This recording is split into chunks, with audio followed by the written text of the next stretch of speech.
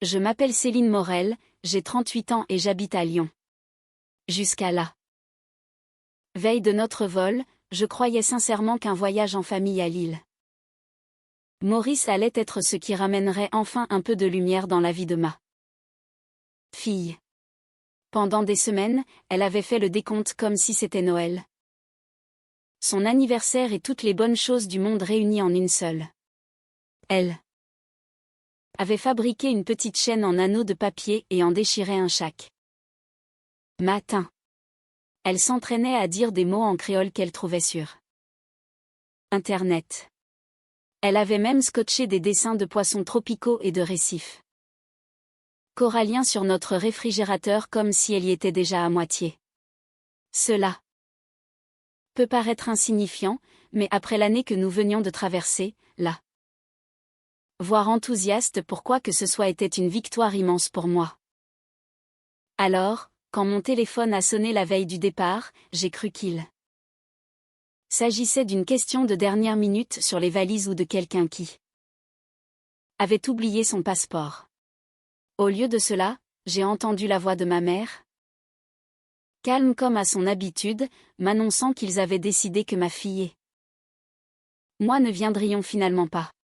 Elle a dit que les enfants de ma sœur ne voulaient pas nous voir, comme si c'était une chose normale à dire à une mère dont l'enfant avait passé des semaines à rêver d'eau transparente, de tortues marines et du premier vrai sourire qu'elle aurait eu depuis des mois.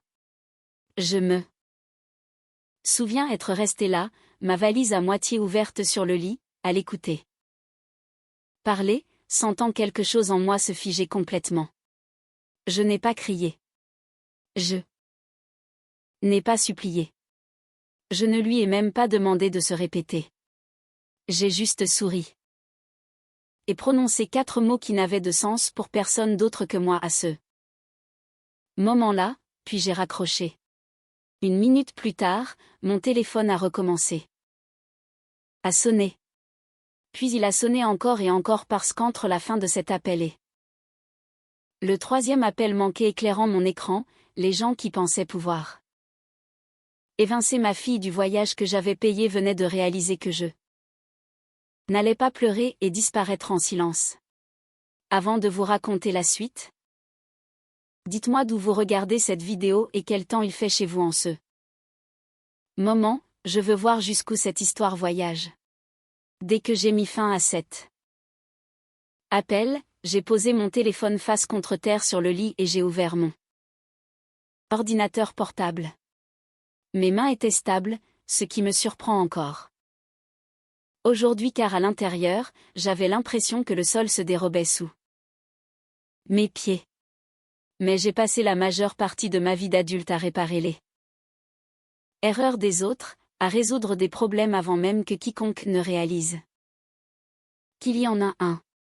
Et cette nuit-là, mon cerveau a fait ce qu'il fait toujours. Quand quelqu'un me pousse dans mes retranchements, il est devenu calme, organisé et efficace. Toutes les réservations pour ce voyage étaient sur mon compte. Chaque email de confirmation m'avait été envoyé.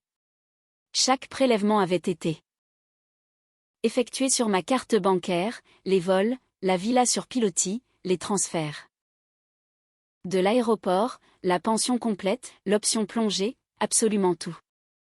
Je me suis d'abord connecté au site de la compagnie aérienne, puis au portail de la résidence, puis à la page de l'assurance voyage, puis à l'application de ma banque. J'entendais encore la voix de ma mère dire qu'ils avaient décidé que ma fille et moi ne venions pas, comme si mon enfant et moi étions des invités. Qu'ils pouvaient décommander d'un barbecue au lieu d'être les 2 personnes dont l'argent avait rendu tout ce projet possible. J'ai annulé la réservation de groupe. J'ai accepté les pénalités. J'ai converti ce qui pouvait l'être. J'ai fait rembourser ce qui était remboursable. J'ai réservé à nouveau ce qui était possible. Et puis, j'ai fait la seule chose qu'il n'aurait jamais cru que je ferais. J'ai utilisé le crédit restant et le solde disponible pour réserver un Voyage privé plus petit pour moi et ma fille uniquement.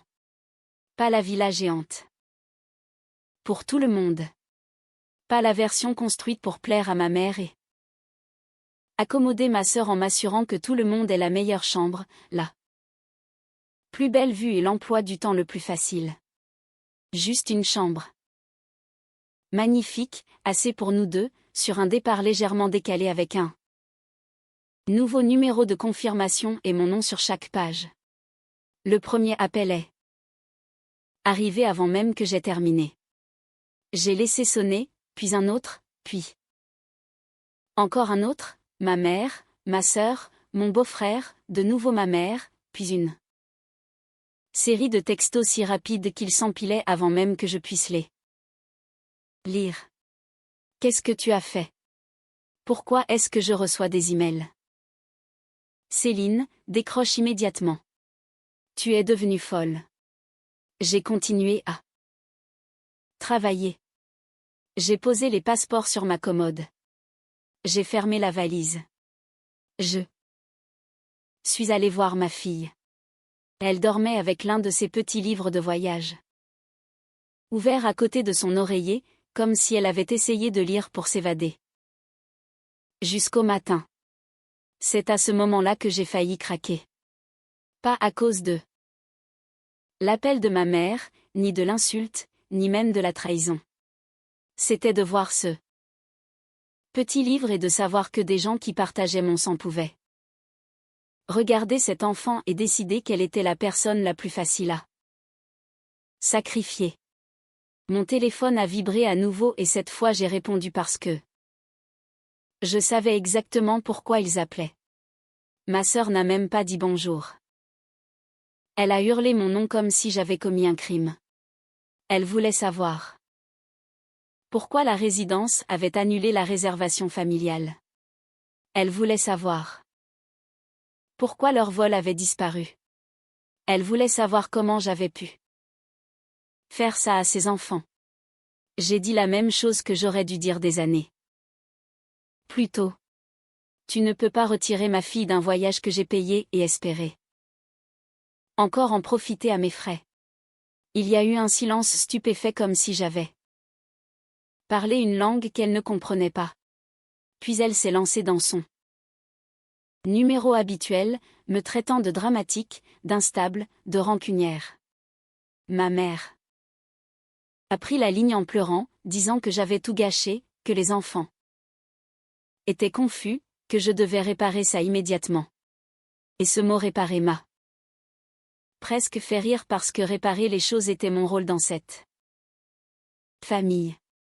Réparer l'emploi du temps, l'argent, l'ambiance, les conséquences de l'égoïsme des autres. Mais pour la première fois de ma vie, je ne réparais pas un problème pour eux, j'en terminais un pour moi. Je leur ai dit que j'avais déjà réglé la situation.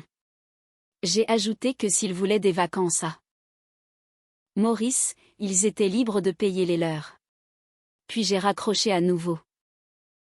Ma fille s'est réveillée peu de temps après et est entrée dans ma chambre en pyjama, se frottant un œil, demandant pourquoi mon téléphone n'arrêtait pas de faire du bruit.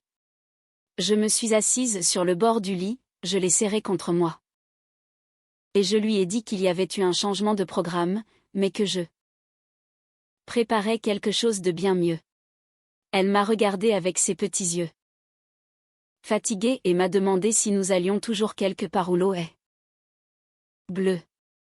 Je lui ai dit que oui, et pour la première fois de la nuit, je le pensais de tout mon cœur. Au matin, la discussion de groupe familial ressemblait à une scène de crime numérique. Ma mère avait envoyé des paragraphes entiers. Ma sœur avait envoyé des notes vocales.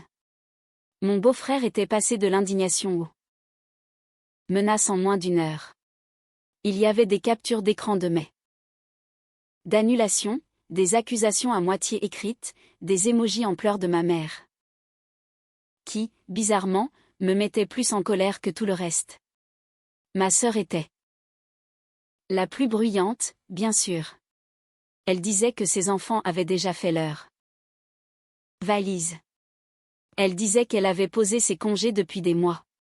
Elle disait que Julien avait tout réorganisé. Elle disait que je l'avais humilié. Encore ce mot. Pas ce qu'ils avaient fait à ma fille. Pas ce qu'ils m'avaient dit. Pas le fait qu'ils pensaient pouvoir nous effacer après que j'ai tout payé. Non, la vraie tragédie à ses yeux était qu'elle passait maintenant pour une mauvaise personne. J'ai lu chaque message une fois, puis j'ai commencé à prendre des captures d'écran. C'est à ce moment-là que Damien Faure est arrivé. Damien et moi nous étions rencontrés à la faculté. À l'époque, c'était le gars capable de transformer un désastre chaotique en un tableau Excel avant minuit tout en vous faisant rire. Au fil des ans, il était devenu l'une de ces rares personnes qui ne demande jamais d'attention mais semble toujours savoir quand j'ai besoin d'aide. Il travaillait maintenant dans la gestion de patrimoine et avait déjà aidé des gens à démêler des litiges de dettes, des problèmes de prélèvement et de sales histoires de prêts familiaux. Je lui avais envoyé seulement 3 lignes la veille au soir. Ma famille nous a désinvités du voyage que j'ai payé. J'ai tout annulé. Il perd de la tête. Il s'est présenté à ma porte le lendemain matin avec du café, des viennoiseries et ce genre d'expression que les gens portent quand ils essaient très fort de ne pas dire je te l'avais bien dit. Il s'est assis à mon comptoir de cuisine, a fait défiler les messages et a dit très calmement, garde tout. Ne réponds pas sous le coup de l'émotion. Ne supprime rien. Laisse-les continuer à parler. Ma fille était assise à table en train de colorier pendant que je donnais mon téléphone à Damien et que je le regardais classer des dossiers comme s'il s'agissait d'un projet professionnel au lieu de l'effondrement de ma famille. Il a enregistré des captures d'écran de la discussion de groupe où ma sœur avait dit qu'ils étaient à court d'argent et qu'ils me rembourseraient après le voyage. Il a enregistré les confirmations de mai. Il a enregistré mon relevé bancaire montrant les paiements. Il a enregistré la note vocale où ma mère disait que ce serait plus simple si ma fille et moi ne venions pas parce que les autres enfants étaient mal à l'aise. Entendre cette phrase répétée à voix haute dans ma propre cuisine m'a retourné l'estomac. Damien m'a regardé et m'a posé une question. Est-ce qu'ils ont déjà dit une seule fois que cet argent était un cadeau avant maintenant? J'ai dit non. Il a hoché la tête comme s'il connaissait déjà la réponse. Ma sœur, pendant ce temps, avait déplacé le spectacle sur Internet. Vers midi, un de mes collègues m'a envoyé une capture d'écran de sa story sur les réseaux sociaux. Elle pleurait face à la caméra, avec un maquillage assez parfait pour me faire soupçonner que tout cela avait été répété, disant que sa propre sœur avait gâché un voyage familial unique par pure méchanceté. Elle n'a pas mentionné qui l'avait payé. Elle n'a pas mentionné qu'ils avaient désinvité un enfant de 10 ans la veille du départ. Elle n'a pas mentionné que j'étais censée sourire et financer leurs photos de plage. Bref, elle s'est présentée comme une mère au cœur brisé dont la sœur cruelle s'était déchaînée sans raison. J'ai fixé cette vidéo plus longtemps que je n'aurais dû. Damien a pris le téléphone de mes mains et a dit, enregistre-la. Ne la regarde pas 2 fois. Alors, je l'ai enregistrée. Aussi. Ma mère a appelé 3 fois cet après-midi-là. J'ai fini par répondre à la 4e tentative, surtout parce que je savais qu'elle ne s'arrêterait pas tant qu'elle n'aurait pas entendu ma voix. Elle a tout de suite fondu en larmes, disant que j'avais détruit la famille, que mon père ne pouvait pas croire à quel point j'étais froide, que les enfants de ma sœur étaient dévastés. Je lui ai demandé une seule chose. Est-ce que Chloé était dévastée quand tu as décidé qu'elle n'était pas la bienvenue? Silence, pas de culpabilité, pas d'excuse. Juste du silence. Puis elle a prononcé la phrase qui a changé quelque chose en moi pour de bon. Céline, tu rends toujours les choses plus difficiles qu'elles ne doivent l'être. J'ai raccroché avant de dire quelque chose que je ne pourrais plus retirer. Damien s'est appuyé contre le comptoir et a demandé ce qu'elle avait dit. Je lui ai raconté. Il a simplement secoué la tête. Tu sais ce que ça veut dire, n'est-ce pas? Je le savais. Cela signifiait qu'il comptait sur moi. Pour encaisser ça aussi, le coup, l'insulte, le désagrément, la tristesse, l'humiliation, tout. Parce que c'était le rôle qu'on m'avait toujours donné. La fille fiable, la sœur raisonnable, l'amortisseur humain. J'ai regardé mon enfant, qui coloriait toujours comme si le monde était sûr parce qu'elle me faisait confiance pour qu'il le reste. Et j'ai dit la chose la plus vraie que j'ai peut-être jamais dite de ma vie. Je ne suis plus le distributeur automatique de cette famille. Damien n'a pas applaudi ni félicité. Il a juste fait un petit signe de tête comme s'il comprenait combien cette seule phrase m'avait coûté et combien elle pourrait me sauver. Ce soir-là, après que ma fille se soit couchée, j'ai envoyé un message sur la discussion de groupe familial. Puisque vous avez choisi de nous exclure, Chloé et moi, d'un voyage que j'ai payé, j'attends le remboursement de la somme que vous aviez accepté de couvrir. J'ai toute la documentation. Je n'en discuterai pas de manière émotionnelle. Je le ferai par écrit. Ma sœur a répondu en moins d'une minute. Tu es incroyable.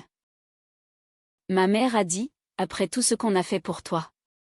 Et là, en regardant ces mots sur mon écran, j'ai réalisé qu'il n'allait jamais admettre ce qu'il avait fait. Les gens comme ça ne le font jamais. Ils changent simplement l'histoire. Jusqu'à ce qu'ils puissent encore vivre avec eux-mêmes. Le problème pour eux, c'est que j'avais les factures. Les jours suivants ont été un mélange étrange de chaos et de calme. Extérieurement, ma vie semblait normale.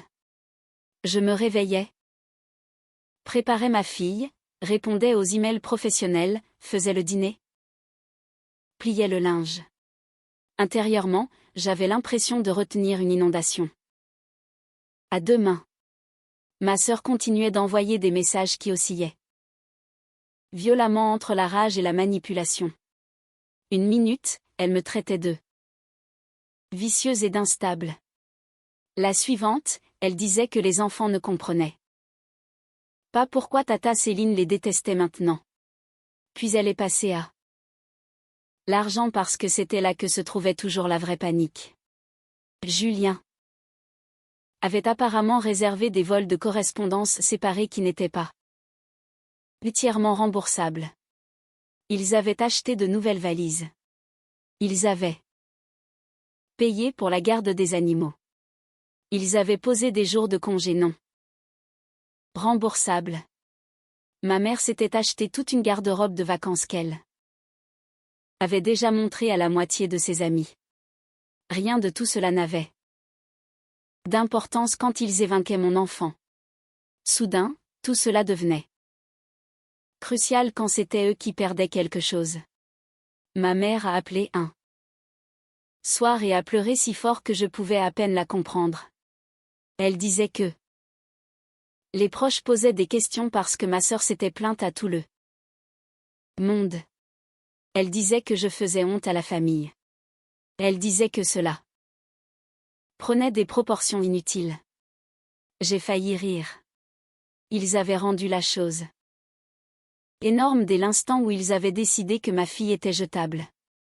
Ma sœur a fini par arrêter les allusions et a commencé les menaces.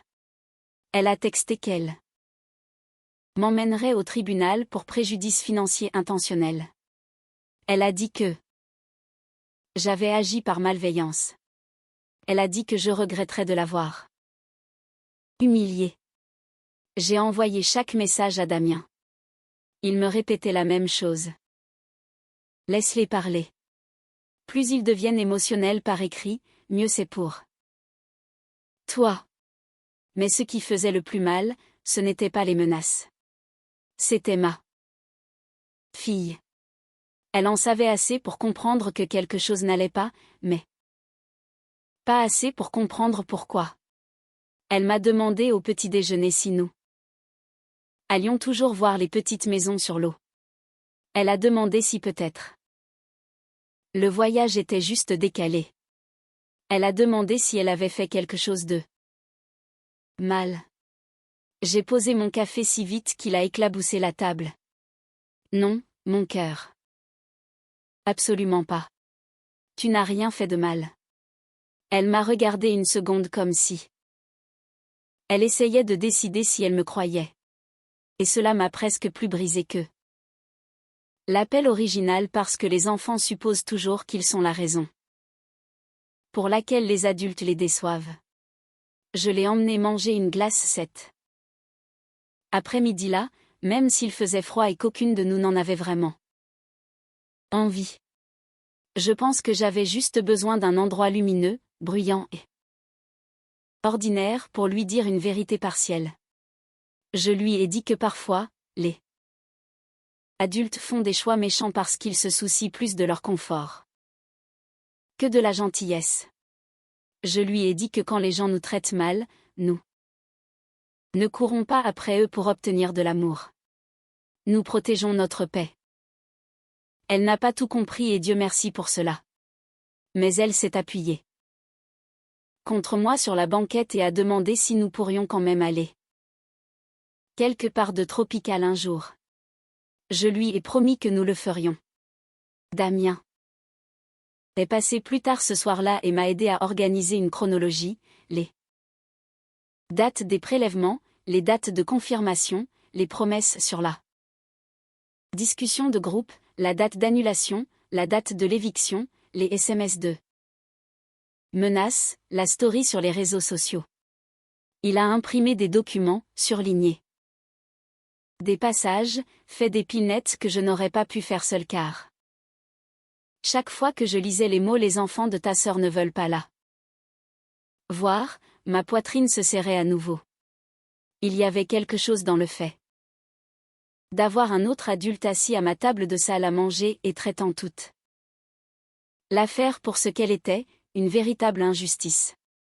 Pas seulement un drame familial qui me perturbait.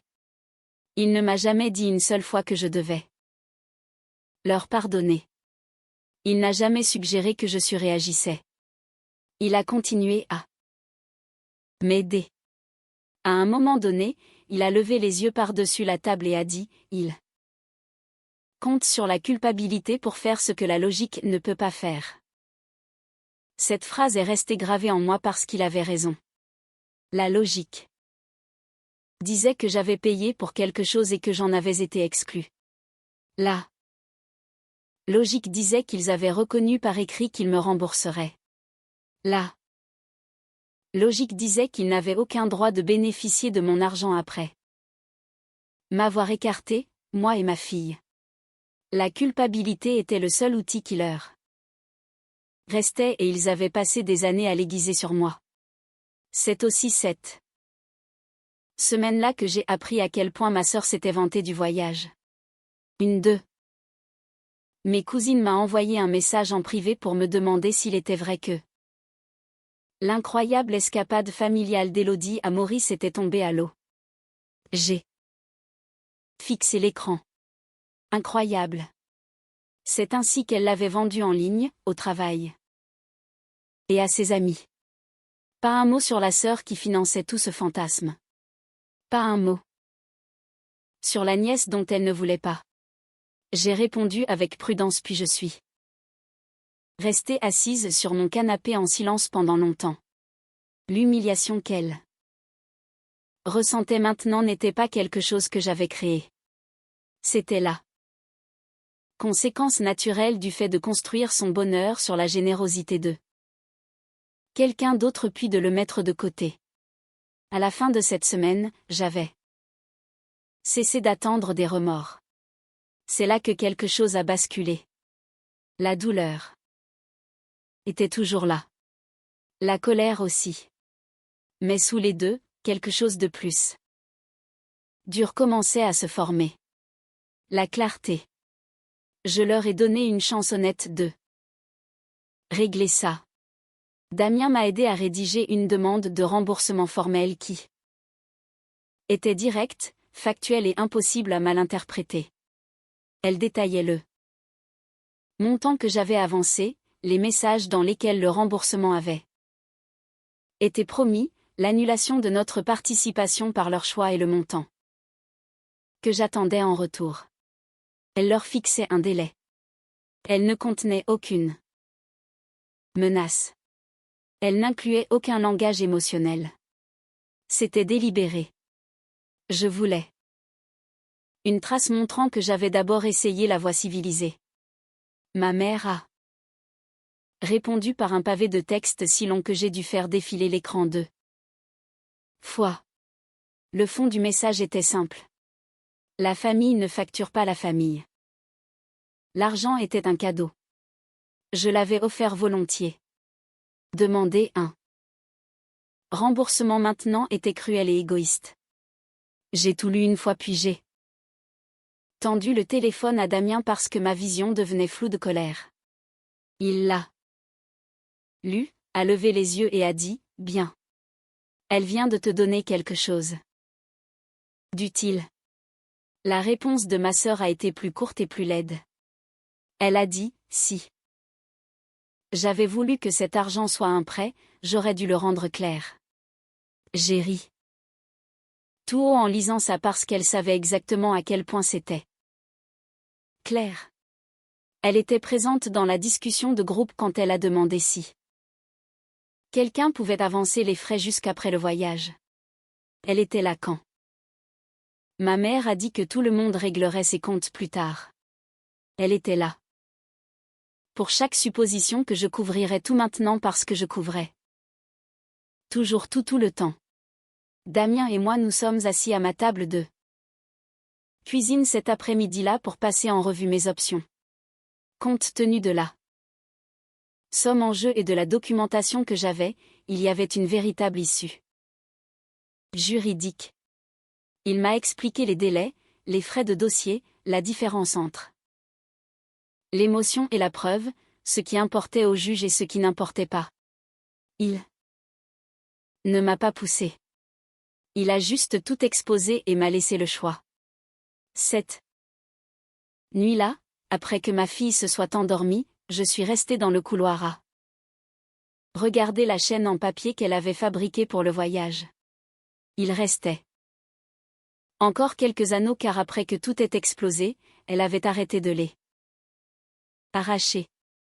J'en ai touché un et j'ai pensé à toutes ces années passées à choisir la paix plutôt que le respect de moi-même parce que j'avais peur d'être qualifiée de difficile. Puis je suis retournée à la cuisine et j'ai dit à Damien de lancer la procédure. Une fois que les documents ont été déposés, le silence de ma famille est devenu absolu. Pas d'excuses, pas de négociations, pas de tentative de réparer quoi que ce soit. Ils m'ont bloqué sur les réseaux sociaux. Ma mère a arrêté d'appeler. Ma sœur a arrêté de m'envoyer des messages. C'était comme si j'étais morte et qu'ils avaient déjà réorganisé les meubles autour de l'espace vide. Cela a fait plus mal que ce à quoi je m'attendais. Même quand les gens qui vous blessent sont toxiques, une partie de vous porte toujours le deuil de la version 2 que vous espériez voir enfin apparaître. Mais enfoui dans ce deuil, il y avait un soulagement si fort qu'il semblait presque illégal. Plus d'exigence sur la discussion de groupe. Plus de course basée sur la culpabilité. Plus besoin d'être celle qui conduit le plus loin. Paie le plus, fait les premiers compromis et sourit malgré tout. Pour la première fois depuis des années, ma vie est devenue plus petite, d'une bonne manière. C'était juste moi et ma fille et les routines qui nous appartenaient. Je l'ai inscrite à des cours de natation parce que je ne pouvais pas lui offrir une île tropicale à ce moment-là, mais je pouvais lui offrir l'eau et le mouvement et quelque chose à attendre avec impatience. Le premier jour à la piscine, elle s'est agrippée à ma main puis 10 minutes plus tard, elle a ri si fort en éclaboussant le moniteur que les gens se sont retournés pour sourire. Je suis restée là à la regarder et j'ai pensé, peut-être que la guérison n'arrive pas toujours de manière spectaculaire. Peut-être que parfois, elle ressemble à de l'odeur de chlore dans les cheveux et à une petite fille qui apprend à flotter. Damien a commencé à faire partie de notre vie. Si progressivement que je ne l'ai presque pas remarqué. Il passait avec des plats à emporter et restait pour aider aux devoirs. Il a appris à ma fille un jeu de cartes auquel elle est devenue immédiatement meilleure que lui. Il a réparé une chaise de cuisine bancale sans faire de discours. Il avait cette façon d'être présent qui ne ressemblait jamais à une pression, juste à de la stabilité. Un soir après les cours de natation, ma fille a demandé si Damien venait dîner puis a rougi en réalisant ce qu'elle venait de dire. J'ai ri pour la première fois depuis des jours, un vrai rire, et je lui ai dit peut-être. Elle a haussé les épaules comme si ce n'était rien. Mais plus tard, pendant qu'elle se brossait les dents, elle a dit avec la bouche pleine de dentifrice, il est gentil parce qu'il me parle. Comme si j'étais une vraie personne. J'ai dû me détourner pour qu'elle ne voie pas mon visage. Parce que les enfants savent, ils savent qui les voit et qui ne les voit pas. Plus l'audience approchait, moins je craignais la partie juridique. Et plus je pleurais la vérité émotionnelle de la situation. Il fut un temps où l'idée d'engager une action contre ma propre famille m'aurait semblé impossible. Maintenant, cela semblait juste nécessaire depuis trop longtemps. Ce qui m'a finalement poussé à aller jusqu'au bout, c'est une pensée dont je ne pouvais pas me défaire. Si des inconnus avaient fait ça à ma fille, personne ne se demanderait si j'avais le droit de me défendre. Le sang n'excusait rien. Au contraire, cela rendait la chose pire. Le matin de l'audience, je me suis réveillée avant mon réveil avec ce sentiment de vide que l'on ressent avant quelque chose d'important et de pénible. Je me suis habillée avec soin, pas pour impressionner qui que ce soit, mais parce que j'avais besoin de me sentir posée. Et difficile à ignorer. Damien est venu me chercher tôt, m'a tendu un café, a demandé si j'avais mangé et n'a pas rempli la voiture de fausses paroles rassurantes. Je l'ai aimé un peu pour ça avant d'être prête à l'admettre. Le tribunal était plus froid que ce à quoi je m'attendais. Ma mère était déjà là, serrant son sac à main comme s'il pouvait la sauver. Ma sœur se tenait à côté d'elle dans un blazer strict, la mâchoire serrée, les yeux bouffis d'une manière qui suggérait qu'elle avait pleuré pour la forme. Julien avait l'air plus irrité que honteux, ce qui lui correspondait parfaitement. Aucun d'eux ne m'a parlé au début. Puis ma mère a levé les yeux et a dit doucement, « Céline, est-ce vraiment nécessaire ?» J'ai soutenu son regard et j'ai dit, « C'est devenu nécessaire au moment où tu as décidé que Chloé et moi ne faisions pas assez partie de la famille pour le voyage que j'avais payé. » Elle a détourné les yeux la première. L'audience en elle-même n'a pas été spectaculaire comme à la télévision. Pas de cris, pas de témoins surprises, juste des faits, des documents, des dates et la lente humiliation de voir la vérité exposée dans l'ordre. Damien m'avait aidé à tout rassembler dans un dossier si propre que j'en étais moi-même impressionnée. Les relevés de carte bancaire, les confirmations de réservation, les messages familiaux me demandant d'avancer les frais. Le message promettant que tout le monde me rembourserait.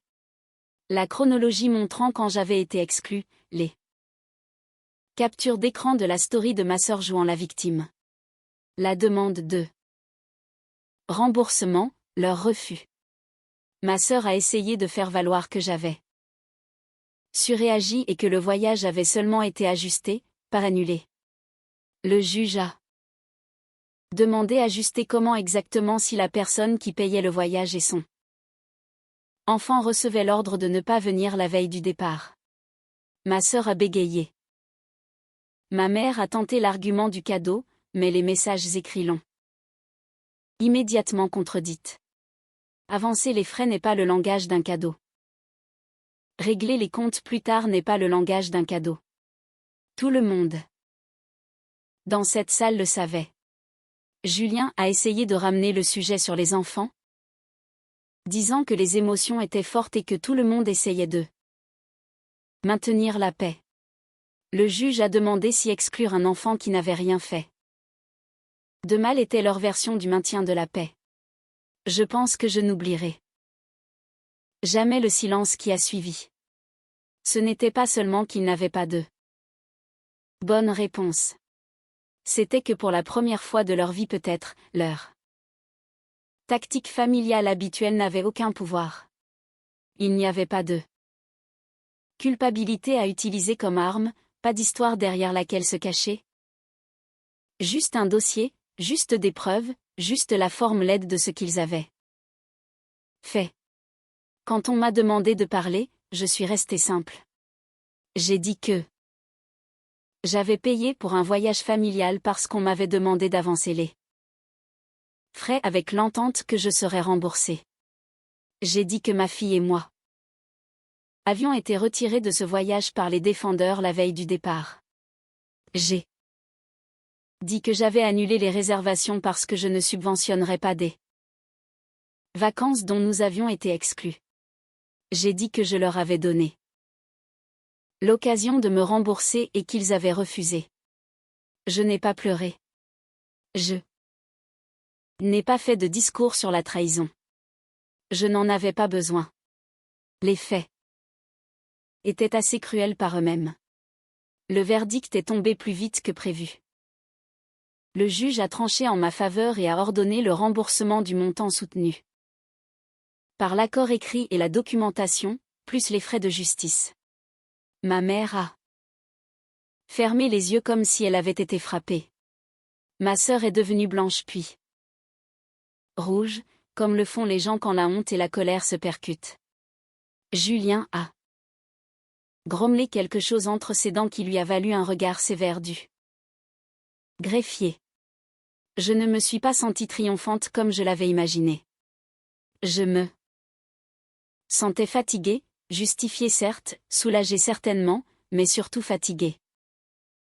D'une manière qui n'avait rien à voir avec le sommeil, parce que gagner signifiait affronter une vérité que je ne pouvais plus adoucir. Ils avaient réellement cru qu'ils avaient droit à mon argent et le droit de rejeter mon enfant. À la sortie du tribunal, ma mère a tenté une dernière fois. Elle a dit qu'elle espérait que j'étais contente maintenant. Je l'ai regardée et j'ai réalisé qu'elle pensait toujours que l'histoire était une question d'argent.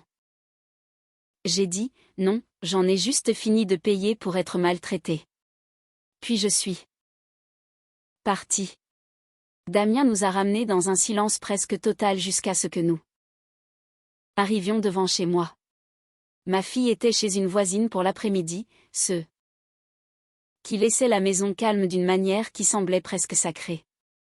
Je suis restée assise dans la voiture garée une seconde de plus que nécessaire parce que mes mains avaient commencé à trembler maintenant que c'était fini. Damien s'est tourné vers moi et a demandé si j'allais bien. J'ai ri une fois et j'ai dit que je ne savais pas. Il a hoché la tête comme si c'était une réponse parfaitement acceptable. Puis il a dit quelque chose que je ne pense pas oublier un jour. Tu n'as pas brisé ta famille aujourd'hui. Tu as arrêté de les laisser te briser. Je l'ai regardé et c'est à ce moment-là que toute la trajectoire de ma vie a changé. Pas de manière cinématographique, juste cette compréhension calmée. Indéniable que cet homme s'était tenu à mes côtés pendant la période la plus laide de ma vie sans rien demander en retour. Avant de changer d'avis, j'ai cherché sa main. Il a serré la mienne doucement, comme s'il comprenait exactement ce que je disais et exactement ce que je n'étais pas encore prête à dire. L'argent est revenu, bien que sans élégance. Ma mère a envoyé sa parent. Premier sans aucun mot, ce qui me semblait parfaitement conforme à son caractère. Ma sœur a fait traîner les choses puis a payé par tranches, chacune. Assez tard pour être agaçante, mais pas assez pour violer l'ordre du tribunal. Julien ne m'a jamais contacté, ce qui me convenait très bien. Il n'y a pas eu d'excuses, pas de prise de conscience soudaine, pas de message sincère sur la famille et les regrets, juste des virements, du silence et la fin administrative froide d'une relation qui avait autrefois occupé beaucoup trop de ma vie émotionnelle. Et peut-être que ce n'est pas la fin que les gens attendent quand ils entendent une histoire comme celle-ci. Les gens aiment la rédemption. Ils aiment les retrouvailles. Ils aiment la scène où les coupables finissent par craquer et admettre leur tort. La vraie vie ne vous offre pas toujours cela. Parfois, tout ce que vous obtenez, c'est de la distance. Et si vous avez de la chance, cette distance devient de la paix. Quelques mois plus tard, après avoir reconstitué mes économies et trié les crédits de voyage et les annulations qu'ils avaient laissés derrière eux, j'ai emmené ma fille à Maurice moi-même. Pas pour faire une grande déclaration, pas pour poster une photo de vengeance. Mesquine en ligne, juste parce que je lui avais promis l'eau bleue et que je voulais pour une fois tenir une promesse sans que personne d'autre n'intervienne.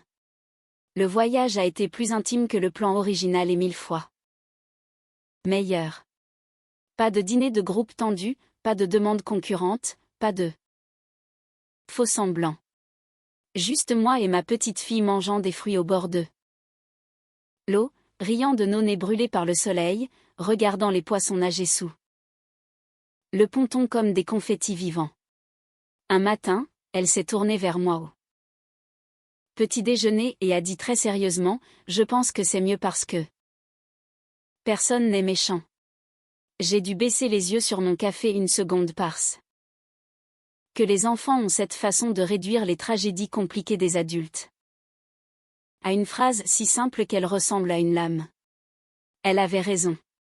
C'était mieux. Pas parce que c'était plus luxueux ou plus exclusif, mais parce que c'était sûr.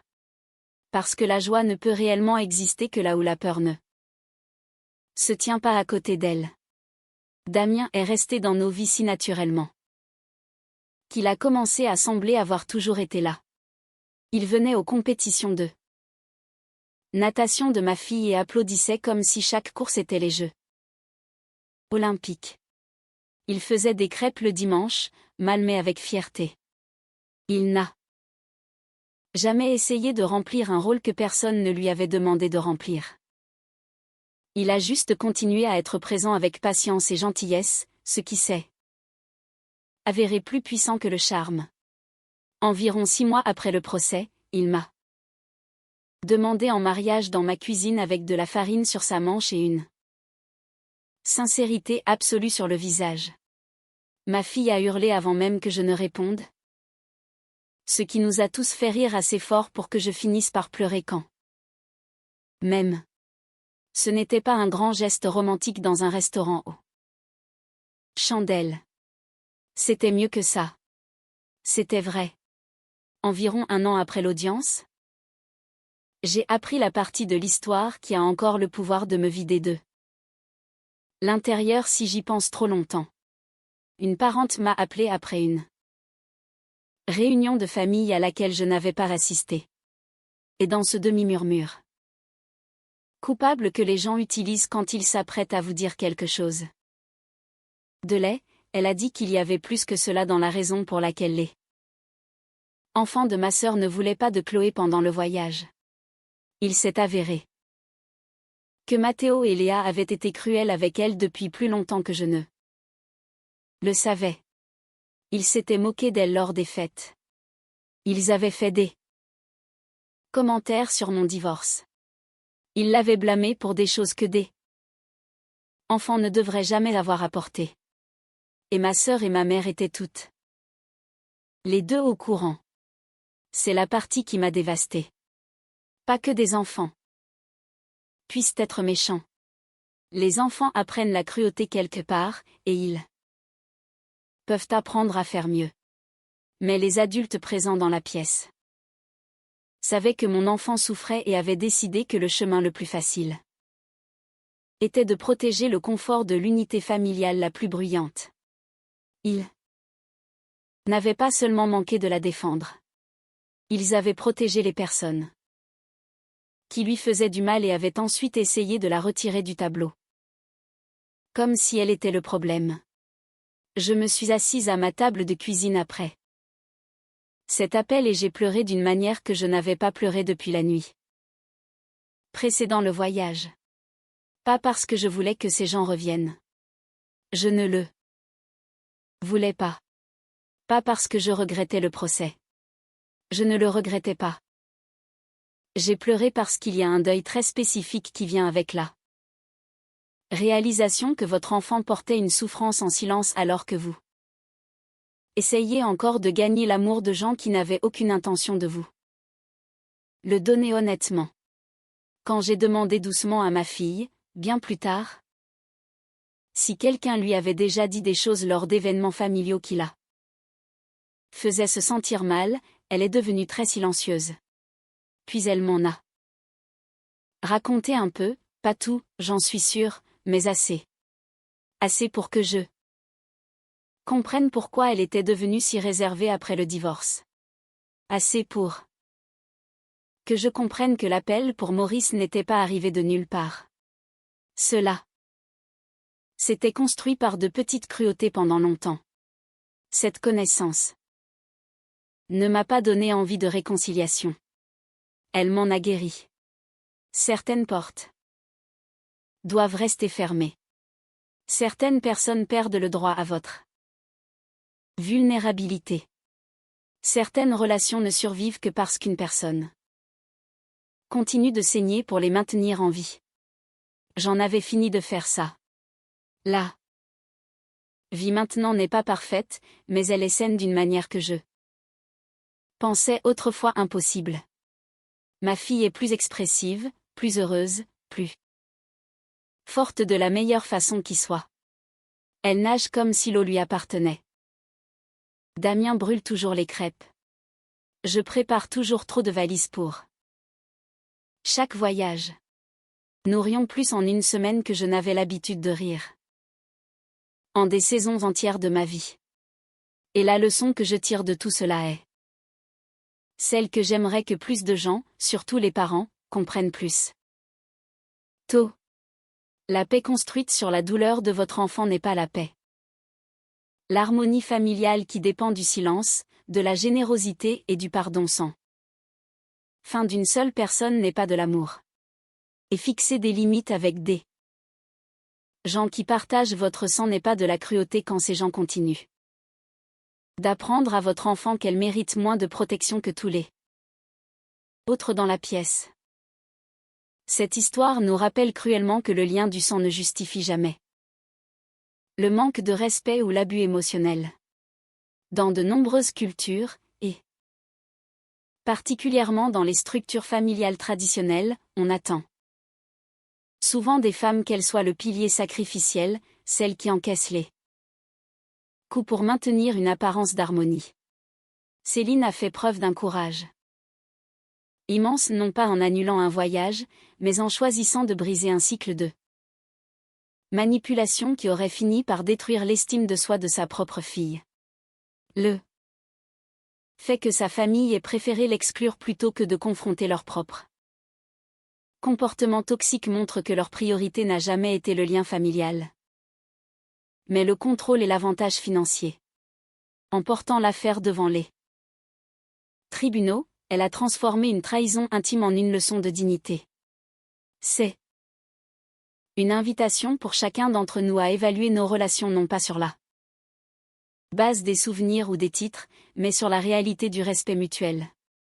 La véritable famille est celle qui nous protège, pas celle dont nous devons nous protéger. Et vous, avez-vous déjà dû fixer des limites radicales avec des membres de votre famille pour protéger votre propre paix ou celle de vos enfants? Pensez-vous que Céline a eu raison d'aller jusqu'au tribunal ou aurait-elle dû pardonner malgré tout? Partagez votre expérience et votre avis dans les commentaires,